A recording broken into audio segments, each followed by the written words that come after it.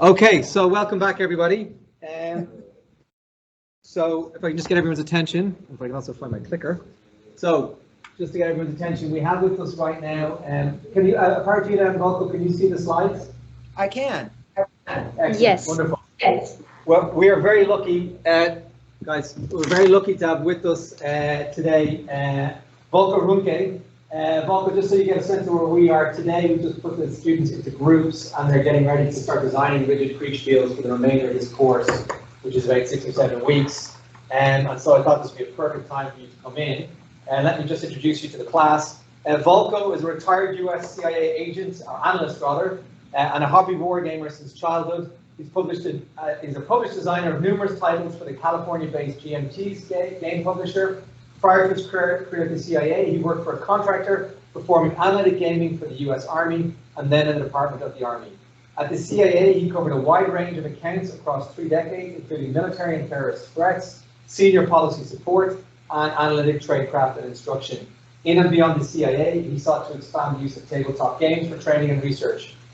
His commercial tabletop simulations have won numerous industry awards and routinely sell out. I own, I think, 4 of them. His published game designs and co-designs on national security topics include Fire in the Lake, Insurgency in Vietnam, which won the Boardgame Geek Best Wargame in 2014, Distant Plain, Insurgency in Afghanistan, Andean Abyss, Insurgency and Counterinsurgency in Colombia, and Labyrinth, the War on Terror. Those games have become the sort of design templates for a whole series of games called the Coin series. And as well as that, he designed a game a couple of years ago called Nevsky, which is about medieval logistics and warfare, which itself has instantly spawned about a dozen successor games. I think that's currently in development, roughly speaking, 10, 11, straight dozen? That's a lot. Yeah, a couple dozen. Yeah, so I mean, so not just an important game designer, but an important designer of game systems. And so he's very, very kindly agreed to come and give his best advice, which is considerably better than mine. For this class. So whenever you're ready, Volko, please take it away. Thanks, Davey. Thanks for having me in this morning. I see you're all gathered around 2 tables instead of spread around the classroom. That's a very good sign already in terms of collaboration, unless of course it's enforced, in which case it's a good rule. So as you might have guessed, I was involved in insurgency and counterinsurgency analysis and training for a time, and since wandered off into the Middle Ages. But in those times, my focus was on political military, and I understand that's what you're probably focused on in this class as well. So my modest goal for that kind of game design is to provide a framework, a recipe, if you like. What are the ingredients that you should be thinking about as you design your simulation games? And it's very likely to overlap or perhaps even duplicate thinking that you already have in hand, but I hope perhaps by putting names on things just to be a little bit helpful as you think about what to do next. What do I do next in my design process? And while my focus is on political and military affairs, my assertion is that this framework would be helpful for the design of simulation of any mass human affairs, economic, cultural, social, as long as, or rather especially if, you can focus in on a small number of key actors. Next slide. A fundamental premise of my approach is that the games I like to play and the games that I design are simulations. That is to say, there are games that don't model anything. They're abstract games and they're nice. But my interest really is in games that tell me something about reality. In other words, they're models. And so a guiding star for me is what is a model? Next slide. And this is the definition that we used in our instruction. A model is purposeful simplification. And that, I have found, is a guiding and liberating idea. That is, first of all, every decision I make needs to keep in mind a particular simulation purpose. What am I focused in on?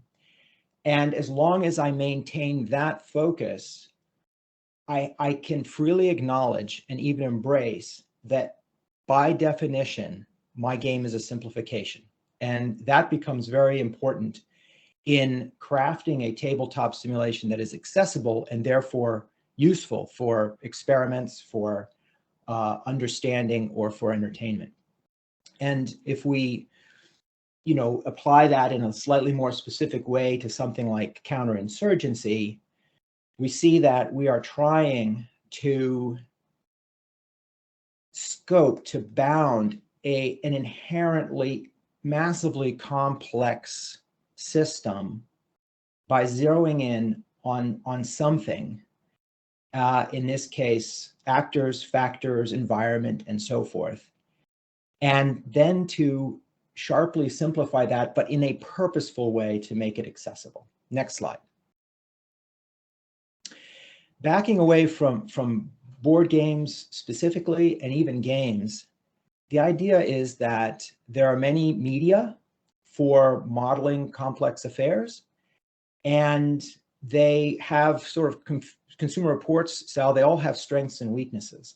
And we want to, first of all, select the medium with the idea that it does some things well for some situations and research needs or entertainment needs, other things less well. And perhaps if we really want to get at full understanding, we ought to use multiple media. Today, and I presume in this class, we're focused on manual models, manual tabletop models. And as you can see, one of the great advantages of these models is, at least at my insertion, is accessibility. I'm not going to hammer you with that case, but we could talk at length about what tabletop games do well and poorly in terms of modeling human complexity. Next slide. So if we think about modeling media, we should have crystallized in our mind that we are transferring from one medium to another when we design a game. We already have in mind some kind of model of interrelationships in a human system, if we're thinking about politics or military affairs, and we're trying to convert that mental model to a tabletop model. So here, for example, I had the great privilege as a father to co-design a simulation board game with my son when he was a grade schooler. He had read Caesar's Gallic War in school in English, and had a model of Gaul at the time of Caesar's conquest and wars there. And he also had played a number of my counterinsurgency games. And so together we took his model that he took off of the pages, out of his reading, and we converted it to a game. And that's the process that in effect you're engaged in as well in design. Next slide. So that means more likely than not, you already have something like this in your head, whether you've crystallized it in a way that you could draw a picture like this or design a game. You've presumably researched something, developed an understanding of complex relationships in a political or military setting somewhere. And your task now is to convert this to, next slide, convert this to something like this, something that other people can see and even operate themselves on the tabletop to take in all of those interrelationships that you see as important to the functioning of your system, your political or military system that you're simulating. Next slide. So here is what I want to propose as a recipe. 7 items, 7 ingredients, if you like. Scope, scale, actors, factors, ends, ways, and means. Next slide. So by scope and scale, I mean, how does your game model the environment of your system? And in a board game, it's going to be principally on the game board, and you're going to be thinking about what are the boundaries of that board and what features are on it. And those are both absolutely critical simplification decisions that you are making purposely toward simulating the aspects of your environment that you wish to focus on. It can't be everything in that environment. It's a simplification. But your tabletop model must somehow convey those boundaries and features. It must draw boundaries, and it must represent features. And that's going to be principally how you're modeling your environment. And the decisions that you make are decisions of scoping and scaling. So we'll talk about that. When we talk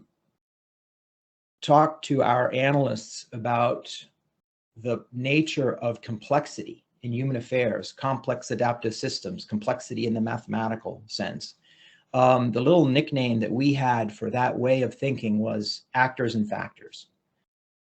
Think about your problem as who are or what are the key agents. Agency meaning the ability to do something and affect something, and in human affairs, typically the ability to decide something and pursue something, so forth.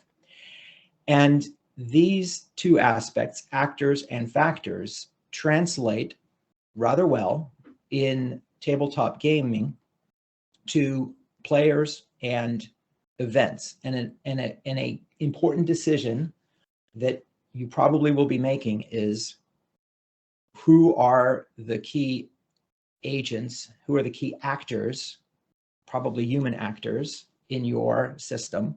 Those are likely to be your players.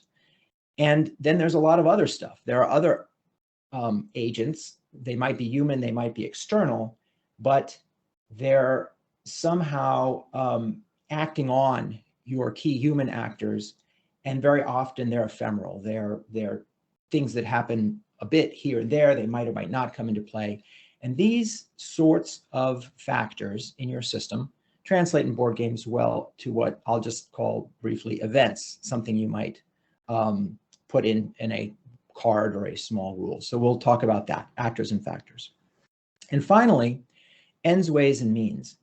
And ends, ways, and means are aspects of strategy. We'll talk about that in a little bit more detail. But when we try to help our analysts ascertain an insurgency and a counterinsurgency, we laid out the examination of the competing actors' strategies in this way. What are their ends, their ways, and their means? And they happen, as I'll try to show, to translate rather well in board games to victory conditions, game mechanics, and the bits, the physical stuff that you give players to work with. So that's it. That's the recipe that I follow, that I think can be applied to any human system in the effort to purposefully simplify it into a tabletop model. Next slide. So I will show some examples of all these from a design that I did. It was one that Davey mentioned, the first volume in the Coin series called Andean Abyss, which is about insurgency and counterinsurgency in Colombia. And that will simply be my, my case example, if you like. Next slide. All right, so the first couplet here, scope and scale. You're posing these purposeful simplification questions to yourself. There are a huge number of actors and factors, or likely to be anyway, in the human system that you're modeling. That's simply the nature of humanity and human complexity. And you are trying to focus in on certain aspects And so you're going to be limiting. You're going to be scoping. You're going to be saying, well, my tabletop game is not going to model the entire universe. It's probably not going to model the planet Earth and all humanity and all its aspects. I'm zeroed in on some boundaries. They may be geographic. They're very likely also to be in the sense of discipline. I'm going to model politics and culture in this country. I'm not going to model its economy or its social structure, or I am going to do that a little bit, but I'm going to do more on the political side and so forth. So what you need to realize, of course, is that as the moment that you begin to bound, which you must, you are introducing error. This is the origin or the principal origin of the well-known mathematical conclusion that all models are wrong. George Box, mathematician. All models are wrong, but some models are useful. You know that your simplification is going to introduce error. You'd like to introduce the least possible error for whatever purpose you have, whatever aspects of your system you're trying to bring out, experiment with, let your players step into, and so forth. And those are difficult and critical design decisions. You want to be conscious of that, is the point I'm making here. So for example, if we are focused in on particular aspects or disciplines of a system, and we've drawn boundaries in a certain way to focus in on a chunk of the planet or the universe or whatever, there are certain features of that environment that really matter to the outcomes that you're trying to model, the inputs and the outputs that you want your systems model to show. And there are other features that matter less and some that matter not at all. And because your tabletop model, your rendition, your game board must reflect features in such a way that the players can understand with a limited number of rules, interactions, and the like, it's very important that you choose just those features that really matter. Next slide. So here's an example in the context of my design experience. Andean Abyss, about insurgency in Colombia, I did after a game called Labyrinth, The War on Terror, which was a near global look at jihadism versus counterterrorism, and had a point-to-point map with a lot of different countries, and had in the model things like what's the quality of governance in each country, what's its dominant religion, what were its closer geographic or cultural connections in a point-to-point map.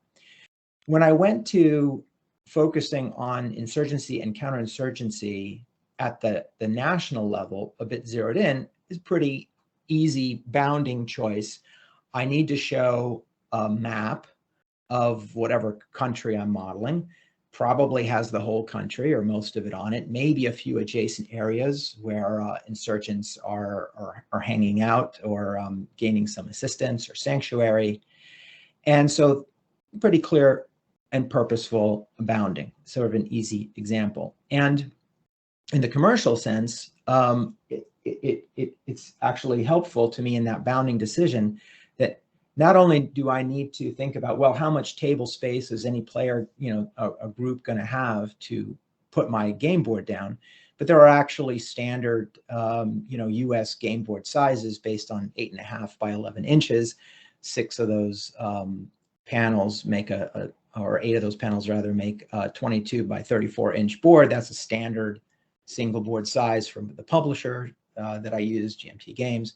And so that kind of already started to scale my bounded, my scoped environment. In other words, how many features can I show in what resolution is going to be limited by the practicalities of board size. And I'm kind of saying that's a virtue. That helps me make these these very critical and potentially difficult decisions about how much, to put in and what I need to leave out. And it's helpful because the more focused and purposeful I can be as a designer, the more accessible my model is going to be to the players, because they don't have to worry about a lot of stuff that is absolutely there in Colombia, but doesn't matter as much, I am judging as the designer, to the aspects of Colombian society that I'm modeling here, in this case, insurgency. Next slide. So for example, one of the important aspects of Colombian insurgency and counterinsurgency in the period that I modeled in Andean Abyss in the 1990s and early 2000s was that there was a major energy facility, petrochemical natural gas facility at a place called Arauca that you can see there in the blow up. And the pipelines from that production area to export points to the West were very important to Colombia's economy, and therefore these pipelines became a big target for insurgents, and the government efforts were consequent in terms of how well they were able to defend and protect those pipelines. And so in the game, lines of communication were not just roadways, but included, in fact, mainly featured these pipelines running through the country. So there are certain features there that are economic, that were important to the political military system, insurgency, that I featured. But then an awful lot, if you look at what this map looks like of these cities and the terrain, the simplification, of course, is massive. I mean, if you compare that to a Google Maps, it's very simple looking indeed. Purposeful simplification. Next slide. Next pair of ingredients, actors and factors. So if we're modeling politics or military affairs, we're probably concerned with thousands, tens of thousands, potentially millions of people who all are individual actors. And now the decision becomes very important. Which are key? They're probably organizations of actors, political parties, or military command structures, or corporations, or interest groups, or sectors of society, and so forth. How few of those can you get away with to meet your purpose? Because of course, if we say we're going to model Colombia with 4 players, well, that's a massive simplification. There are many more than 4 agents, independent actors who affect things in Colombian insurgency. But that's a question that we must ask, answer, and even embrace for purposeful simplification. We are not running a computational model that can handle thousands of agents. We are presenting a model that perhaps, a maximum of maybe 8 players around a table need to be able to operate. And we're trying to harness the fact that human beings are good simulators of human beings to cast these players in roles. And so those roles, who we make the players, clearly a critical design decision.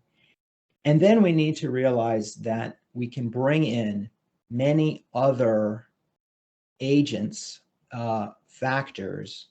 And so a factor, think about something in the environment. If you're doing a age of sail naval battle, your key actors are probably admirals and possibly captains of ships. A factor is clearly the wind, the weather, the nature of the sea. You probably are not going to, it's a very important factor in your system. You're probably not going to assign a player the role of the wind. Rather, the wind is going to be something in your game that is external to your key actors, whether important or not. So how do we bring those in? Next slide. So here's an example again from Andean Abyss. I became particularly charmed, intrigued with the story of insurgency and counterinsurgency in Colombia in the 1990s to early 2000s, because it was such a multi-factional affair. It was a time when the cartels organizationally were still quite strong. It was a time that the leftist insurgents were welling up to a climax in which they started to actually take population centers away from the government, in which there was a reaction to that leftist insurgency led by the FARC, the largest group. There was a reaction to it that was extra governmental, called the Autodefensas, and an organization of these ostensible self-defense organizations called the AUC, and a time when the government endeavored, the military and the civilian government together, to escalate the counterinsurgency and finally reestablish, after long decades, the government's writ throughout the territory. All of those things were coming together in the mid-1990s.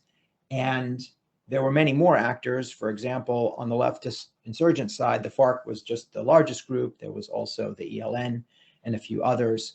And the cartels, of course, are not just one person, one brain, one strategy. Nevertheless, it seemed attractive as a four-player simplification to say we're going to put all the government in the hands of one human player, all the leftist guerrillas, and call them FARC, and then and go from there. The right-wing paramilitaries is another player, and the cartels a fourth player. So those are my actors, and here they are. However, there were so many other things going on that affected those actors and, of course, the insurgency, and those became things like event cards, as you see on the right. And so, for example, the FARC and its brothers and sisters in arms in the second group, the ELN, well, they coordinated fairly well. They were pursuing the same objectives, but they didn't always coordinate perfectly. And so an event card brings in the ELN as either coordinating well or poorly with the FARC. And that's just an example of a factor that's somewhat ephemeral. It may affect the course of the insurgency, it may not. It may affect it in one direction or another direction. And so in this game, it was handy to include that on an event card rather than having a separate player as the ELN. Next slide. All right, the last little grouping after scope and scale, actors and factors, we're left with ends, ways, and means. So here I am borrowing a way of dissecting a strategy, your own or somebody else's, from the U.S. Army War College. Ends means, what are your actors after? What are the incentives on them? What do they want? What are they pursuing? Ways means, what are the tactics they're using? What are they doing to achieve those ends? How do they go about it? And then means is, what are they working with? What's the stuff, the money, the collateral, the troops, the grain, etc., that they are going to use in some ways to achieve some ends. And together, this trio of ends, ways, and means expresses, analyzes, or assays, takes apart the essential elements of a strategy. And what we have to realize is how critical this is to modeling politics, military affairs, or I would argue any mass human affairs, because in any of those cases, you have all of these actors who have strategies of their own that are not symmetrical. They are competing with each other, and you need to model competing strategies. And indeed, a game is a fantastic way of getting at competing strategies, because a game is pitting different actors against each other in some rules set, which is a model of ends, ways, and means. Next slide. So here is an example of that in my game about Colombia. So whatever victory conditions you set in your game will guide players' behavior. And if you incentivize them improperly, unrealistically, then it's going to be very hard to get your model to produce plausible outcomes because your players are likely to be the key drivers. That's why you've assigned them the roles you have as key actors in your system. And so you must lay out for them ends that boil down as purposefully as possible the real life incentives. And so the question I asked myself about the government, the FARC, the AUC, and the cartels in Colombia, respectively, is what do each of them want? Well, they want a lot of things. People in real life usually don't just do something for one reason. They usually have a complex of interests. However, it's a model. And so I tried to boil it down to one or two victory conditions for each. The government in this case wants popular support extending throughout the Colombian population. They want legitimacy. There's other things they want, but that's the main thing. And so that's what I asked the government player to achieve. The FARC wants the opposite. They want people to oppose the government, but they also want to have, I thought it was important enough to add as a second victory condition, they want to have insurgent infrastructure. I called it bases, but it represents their cadres, their logistics, their ability to carry forward a long war in the countryside, and so forth. It's a boiling down of what those actors want in real life, because that's what your players are going to do. They're not typically going to care about what is it you're modeling and playing historical roles. In a board game in which your rule set is resolving the inputs and outputs of the system, you're going to give them victory conditions, and their pursuit of those victory conditions is going to drive the dynamics. Now, ways, this is probably the trickiest single translation of your mental model to your tabletop model. Game mechanics. What is it that your players are doing? What actions are they taking to pursue their victory conditions? The way that you invent those mechanics and set those rules is going to affect the actions that your victory conditions drive. And really here, there's almost no way around drawing on a pool of practice up to this day. Playing a lot of games, collaborating with other people who've played games, asking your professor for examples of how to model this, because there are a lot of great ideas that clever designers have come up with over the decades to translate a real life activity like training troops or bombing them or running a political campaign or issuing propaganda, to translate that in some symbolic tabletop mechanical way into the ways that your actors are pursuing their ends. And then finally, and perhaps most simply, you're going to have to decide, well, how many troops do they start with? How many can they have at maximum? What are the assets that you're going to represent with symbols like paper pieces or wooden bits or coins or beads or what have you on the tabletop? What's the stuff? What are the means that these actors are using in some way to pursue their ends? Next slide. Okay, so that's the recipe. And just to add to that, here is just a list of tips that derive from that. You cannot go wrong trying out lots of different games, and as you play them, think about, what's modeled here? Is there a simulation aspect to this game? How did the designers model it? And is that something I can steal or borrow to turn on its side, twist a slightly different way, and model especially the ways that the actors in my game are pursuing their ends?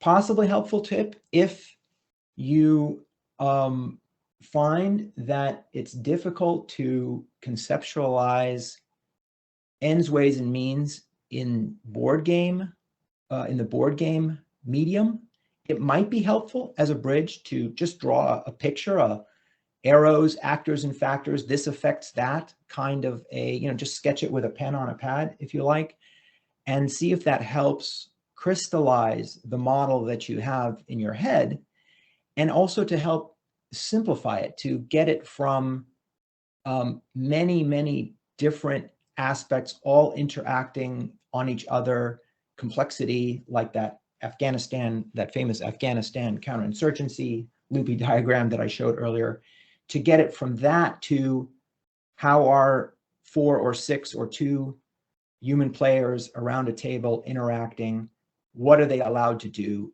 simplifying it down to a limited number of ends, ways, and means. Remember that purposeful simplification is the heart of it.